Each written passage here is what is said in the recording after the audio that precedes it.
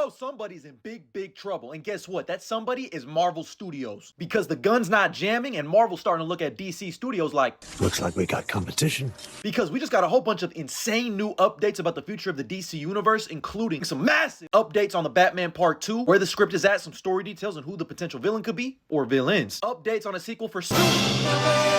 Why everyone should be excited for Jason Momoa as Lobo, and so much more. James Gunn is really putting his nuts on the table and putting his hand on Dwayne Johnson's shoulder and saying, do you feel in charge? Because either way, me and you know what we gotta do. We gotta talk about it. And this news comes to us from the head honcho at DC Studios himself, James Gunn, via Josh Horowitz' Happy Sad Confused podcast. Make sure you follow that because he is one of the greatest interviewers of our time. But let's start off with all the Batman news that James Gunn gave us, because he gave us updates on the Batman Part 2 as well as the DCU's version of Batman. First of all, James Gunn said he's read the script that Mattson Tomlin and Matt Reeves delivered to him, and he said he likes it. They're headed in the right direction, but there's some things they gotta work out, but it's headed in the right direction for sure. Which I feel is like about as vague an answer you can give. But thanks to a couple industry insiders, we learned that the Batman Part 2 is looking to start casting this fall. Time to dust off the LinkedIn portfolio. But this casting process is going to be very interesting because it's going to reveal to us who some of the potential villains could be. A while back, it was reported that Clayface could be a potential villain for the Batman Part 2, which got people excited because it meant that they were going to start diving deeper into the fantastical element, or they could be going the old school Basil Karlo route, where he just wears a mask and he's like a serial killer. And thanks to Nexus Point News, we learned that Clayface was always supposed to take place in Matt Reeves' universe, before ultimately James Gunn saying, I'll take that into my universe. And we also got some interesting updates on the Clayface movie, but I want to stick on the Batman subject before we touch on that. I think there's actually a lot of villains that could potentially show up in the Batman Part 2, mainly Hush, just because we know that Hush was teased in the first Batman movie. We also know the reporter that Carmine Falcone killed for Thomas Wayne, who just wanted him to put the fear of God in his eyes instead. Edward Elliot, potentially meaning this could be Tommy Elliott's relative, father, something. You know, I personally think the Hush storyline is pretty cool. I wouldn't put it way up there. I mean, the Hush movie itself is kind of because if you know the twist in that movie with the Riddler, you just know it's kind of just sour taste in your mouth. But I could see them going that route as well, which,